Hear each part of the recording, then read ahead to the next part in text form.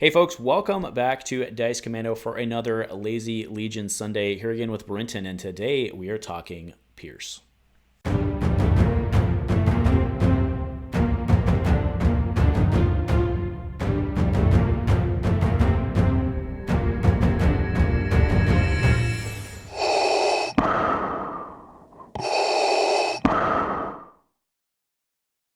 A huge shout out to our channel members for supporting what we do here. If you want to get involved with the channel and the Dice Commando community, please consider joining as a channel member. Remember, these videos are only possible with your support. You can show that support with a like, a subscribe, and by leaving us a comment and sharing your feedback. Community first, and go Commando. Hey there, Star Wars Legion folks. Welcome back to Dice Commando. Thanks for tuning in for another Lazy Legion Sunday chat. Today we're talking Pierce. I've got Brenton to educate me on all things piercing armor of clones, as he does. As he does. So how's it going, my friend? Good. Yeah, we had that game the other day where I showed you the ways of the Pierce against your poor clone troopers. It was fun. Fun for me. Yeah, that's right. So, yeah, I mean Pierce. Well, I mean, let's just get it out of the way. We'll throw up the rules, but basically it blanks blocks, right? I mean, that's what Pierce does. It makes them go away. Yep. Generally associated, maybe this isn't a fair statement, but generally you associate this with lightsabers, your Force users. But there's a lot of shooties out there that have Pierce. Han's a big one. I did not realize how good Han was with his changes until you showed me. So can you walk us through Han with all his changes and why he's such a beast right now? Yeah, so he got low profile, which is sort of the more defensive change, but then he got steady, which lets him take a free attack action after he moves. And then he has Gunslinger. So his attack is range 1 to 2 with 2 red dice, Pierce 2. So pretty much if you're getting hits in, you're going to take models out. And especially with clones or other red saves, he can basically take half of a clone unit out of 2 of your active. Mm-hmm. He can do a lot of damage. Yeah, and with those red dice, he just basically deletes.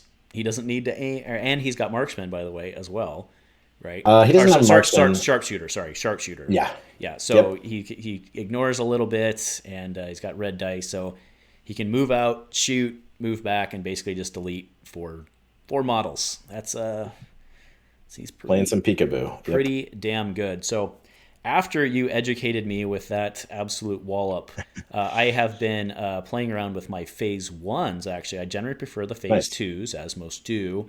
But the phase 1s, you can run the DP-23, I think. Right. The shotgun, you've been calling it, right? So it's got Pierce on there, range 1 to 2, and it throws some pretty good dice. So been playing around with that with, if you listen to the last one, with using that with the scouting party to try and get a little more forward position for that range 2. Nice. And then I've been basically, the plan is to kind of do the Pathfinder thing and just kind of lock down a position and make them come to you. Yeah. Right. So because you can still token share and all that to a lesser extent, grant you, but you can still token share and kind of just lock down the position. So for sure. So have you been playing around with the mini? I just got done painting is Sabine. Have you been playing around with her much? I haven't played her. I don't own her, although after I saw your beautiful Sabine, I was tempted to swing by Gongai and pick one up. I haven't done it yet. But I have been playing some other ranged Pierce units. So I have been playing with the Fleet Trooper shotgun boys. They're the 2 red Pierce 1. And then obviously a lot of the Rebel Commandos and the Scout Troopers have Pierce 1 on their strike teams as well. So yeah, the ranged Pierce, I mean, we had some of the newer units, which are very strong units, Wookiees and Magna Guards, they're immune Pierce in melee. So they can handle the lightsabers. They are not immune to Pierce. So it can be pretty effective to use Han or shotguns or some of that ranged Pierce to chip away at the Magna Guards or keys that are sort of charging you in the middle of your army. Yeah. Now you bring up the snipers, which are obviously traditionally, or since the beginning of the game, were traditionally a big Pierce unit. But you'll notice the 2 new strike teams, the droids and the ARC troopers, they don't have Pierce. They have lethal. Now they have better dice. for the most part. But having to have the aim token to spend to get Pierce, I believe, makes them actually less effective than some of the original units. So what's your take on that? I know you've played plenty of CIS. I don't know if you've played the Droid Commandos or not. Yeah, I haven't played those guys much. I agree with you. I think those aim tokens, it feels kind of bad to spend them. A lot of times, most of the snipers have sharpshooter one. So if you're shooting into heavy cover, you're still looking to get two hits at least, or you're looking for some crits. So being able to spend an aim token on those better dice to reroll them feels way better, because if you blank on a black red, you're gonna feel very bad. So having to spend those to get the pierce is it hurts a little bit, and I think definitely brings their value down slightly. Mm-hmm. Now I will caveat myself with Echo. With Echo, I think he's pretty good. Yeah, for sure. But he's expensive, so. Yeah, 42 points is a lot. So with the next question, with the Pierce meta, or whatever, I mean, not necessarily Pierce meta, right? But any Pierce heavy meta, it is the great. I mean, Pierce is kind of the great equal. The shooty Pierce is the great equalizer to a certain extent, right? Yeah. So is that how the meta is shaping up? That it's just, I mean, if heavy Pierce becomes a thing, swarm armies should become the thing, right? You would think. Exactly. Yep. I mean, I think the meta is very healthy right now. I don't know if it's or scissors, but you see a lot of different types of lists win some of the larger tournaments that have happened in 2022. But yeah, so, I've got my Rebel Piercy list, which is 9 activations that have Pierce. But when I've taken it up against some droids, it doesn't feel as good because, taking 2 out of the 7 B1 models that are in a unit is a lot different than taking out 2 of the 4 clone trooper units that they spent a lot more points on and can hit a lot harder. So yeah, sort of the white save, swarm armies or lots of models, Pierce doesn't feel as good into. Mm-hmm. And that could definitely be the counter. Armor also is tough because you gotta get through that armor. But right now, I think a lot of armor players are scared by some of the spider droids or ion that's out there. So I think there's a couple different ways to combat the range pierce. And lightsaber. We talked about Magna Guards and Wookiees are not immune to range pierce, but lightsaber users are, and lightsaber users are very popular right now. So if you have Vader with a dodge token, Han doesn't want to shoot him because he can deflect those right back at him. So lightsaber users, I think, are another a ranged pierce heavy meta, if that's what.